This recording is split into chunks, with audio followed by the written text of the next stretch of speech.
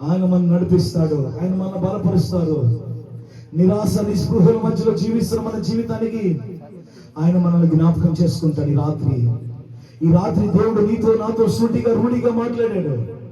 హృదయపూర్వకంగా ప్రార్థన చేయి. దేవా, నేను దీన దశలో ఉన్నానయ్యా, నిరాశ నిస్పృహల మధ్యలో ఉన్నానయ్యా, ఓడిపోయాను, ఓటమి పాలైపోయానయ్యా. ఆ గిద్యోని వల్ల నేనున్నాను ప్రభువా. ఇదిగో గానుగు చాటున దాక్కున్నాడు గిద్యోను. దేవుడితో ప్రత్యక్షమై మహాపరాక్రమ గల బలాజుడు గిద్యోను. దేవుడు నీకు తోడై ఉన్నాడయ్యా అంటే, దేవుడు నాకు తోడై ఉంటే ఈ సమస్యలేంటి, ఈ శోధనలేంటి, ఈ అవమానాలేంటి, ఈ అపచయాలేంటి అడిగాడు. దేవానికి స్తోత్రం ప్రభువా. మేము కూడా అలానే క్వశ్చన్ చేస్తున్నామేమోనయ్యా నిన్ను ప్రభువా. మేము కూడా అవిశ్వాసంతో ఉన్నామేమో ప్రభువా. గిద్యోను ధైర్యపరిచినట్లుగా నీ బిడ్డలను ధైర్యపరిచయ్యా. గిద్యోనుతో మాట్లాడిన నీ బిడ్డలతో మీరు మాట్లాడేది రాత్రి ప్రభువా. యాకోబు తండ్రి ఇంటిని విడిచిపెట్టి నిరాశ మధ్యలో వెళ్తున్నప్పుడు ప్రభువా, ఒంటరై ఉన్నప్పుడు యాకోబుని కలిసావు కదా, యాకోబుని దర్శించావు కదయ్యా ప్రభువా. నీ బిడ్డలు ఈ రాత్రి దర్శించండి ప్రభువా. వాక్య రూపంగా దర్శించినందుకు స్తోత్రం ప్రభువా. అయ్యా పేతురు ప్రభువా, నిన్ను విడిచి నీకు వేరుగా వెళ్ళిపోయాడయ్యా. అయ్యా నీ చిత్తానికి వేరుగా వెళ్ళిపోయాడయ్యా. అయ్యో నాకు అర్థం కావట్లేదు, ఆయన సిలువేశాడు, ఇంకా ఆయన లేనప్పుడు నాకు ఈ భక్తి అంతా వెళ్ళిపోయాడయ్యా.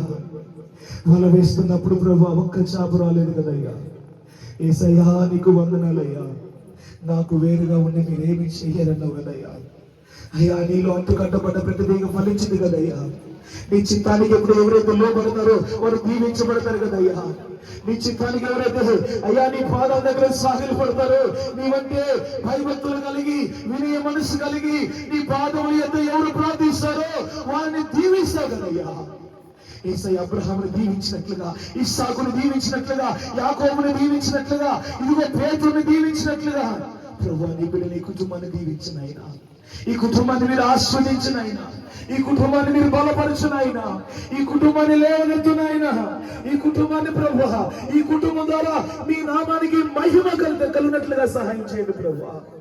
యేసయ్యా నీకు స్తోత్రం అయ్యా. ఈ రాత్రి చేరి వచ్చిన ప్రతి బిడ్డను మీరు జ్ఞాపకం చేసుకోండి అయ్యా. ఈ రాత్రి చేరి వచ్చిన ప్రతి ఒక్కరితోనైనా ఆ రొట్టె విరిచి వడ్డించినట్లుగా ఇదిగో నీ వాక్యము అయ్యా ప్రభా విరిచి వడ్డించినట్టుగా స్తోత్రం ప్రభా. వారు సంతృప్తిగా పూజించిన ఆయన, వారి గృహాలకు వెళ్తుండగా ప్రభువా అయ్యా నీ సన్నిధి తోడే ఉంచిన ఆయన ప్రతి బిడ్డ జీవితంలో బలమైన కార్యము యేసు నామములో జరుగునుగాక. ప్రతి బిడ్డను దీవించిన ఆయన.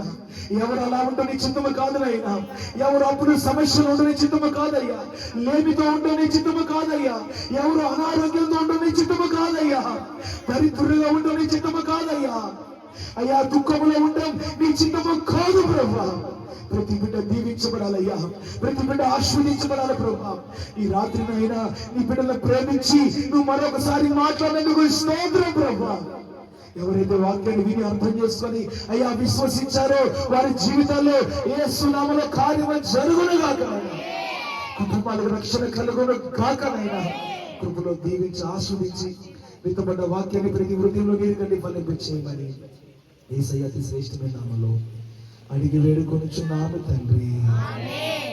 ఆమేన్.